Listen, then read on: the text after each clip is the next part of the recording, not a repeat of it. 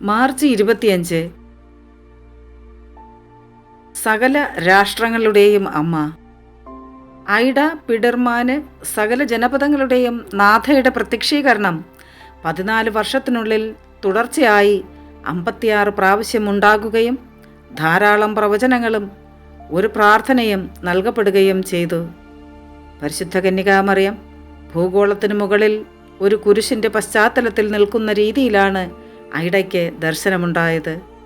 2 ആഴ്ചകൾക്ക് ശേഷം 12-ാം പിയൂസ് മാർപ്പാപ്പ സ്വർഗാരോപിത മാതാവിൻ്റെ പ്രത്യക്ഷീകരണ പ്രഖ്യാപനം പുറപ്പെടുവിക്കുകയും പരിശുദ്ധ അമ്മയെ സകല ജനപദങ്ങളുടെയും നാഥയായി ഉയർത്തുകയും മാതാവിനെ ലോകത്തിന് വിമോചകയും മധ്യസ്ഥയും അഭിഭാഷകയുമായി നൽകുകയും ചെയ്തു.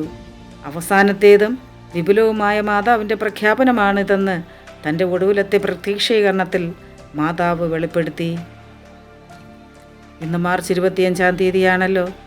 അമ്മേ, മംഗളവാർത്ത തിരുനാൾ ആഘോഷിക്കുന്ന ഈ ദിനത്തിൽ അമ്മ ദൈവദൂതനോട് ഇതാ കർത്താവിൻ്റെ ദാസി എന്നോട് അരുളി ചെയ്താലും എന്ന് പറഞ്ഞതുപോലെ ഞങ്ങളും ദൈവഹിതം അറിഞ്ഞ് ജീവിക്കുവാൻ വേണ്ട കൃപാവരം നൽകി അനുഗ്രഹിക്കണമേ എന്ന് ഞങ്ങൾ പ്രാർത്ഥിക്കുന്നു. Ave Maria.